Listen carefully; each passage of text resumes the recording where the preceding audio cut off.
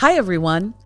Today, our goal is to begin learning more about the 5 generations we have in the workplace today and how we can better communicate and see the value in each. Do you remember when you were younger and you and your friends, buddies, or besties had a way of communicating that only you got?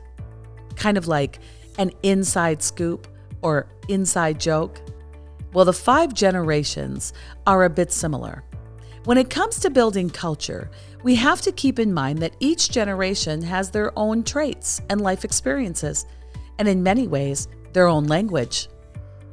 These all impact how they prefer to be communicated with and how they adapt to change. So why does it matter? Well, to be blunt, not understanding these differences gets in the way of great communication. One of the most common communication gaps in today's workforce is between the generations. We are in a unique point in time.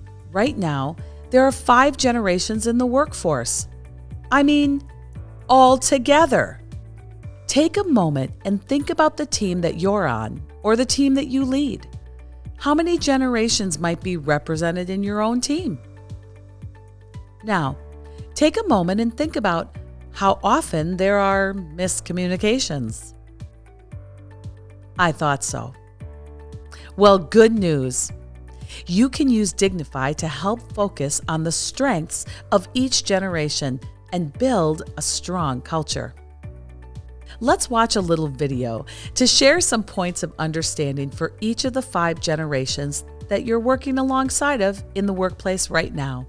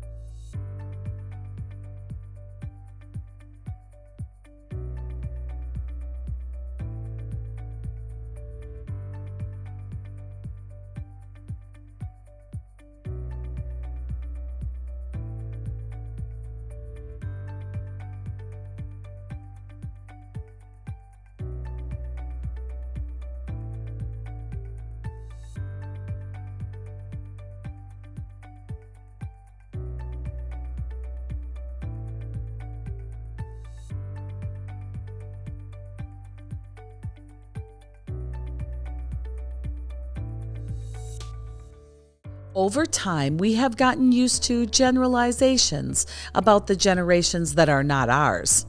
This mindset can drive a wedge into our teams. Dignify can help you get rid of biases like baby boomers don't know technology, or traditionalists are rigid and checked out.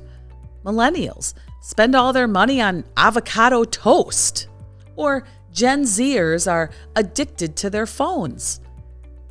Dignify can help you get rid of these biases. How? Because Dignify focuses on an individual's strengths and opens dialogue to teach us about another person's life experiences, another person's behaviors, another person's belief system. We always like to put some practicality to what we're learning, and I think making some action steps is a great way to do so. Here's a practical application for you. If you're watching this as a group, use these activities as a team building exercise or even a team challenge. Think of someone in a different generation. Now ask yourself if you have a bias about them getting in the way. Write down how changing that bias could be positive or helpful. Now, schedule some time to have a dialogue with that person.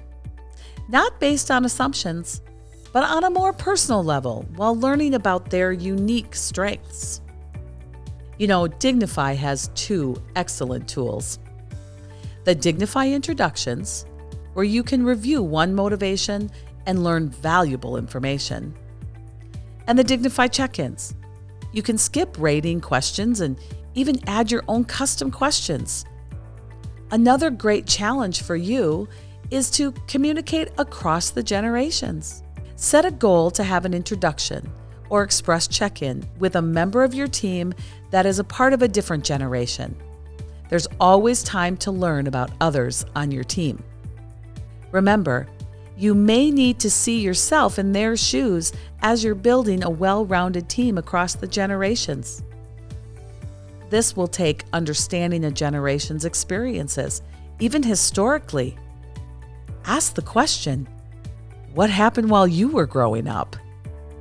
Seeing strengths that each generation has developed along the way will add a great deal of insight for you.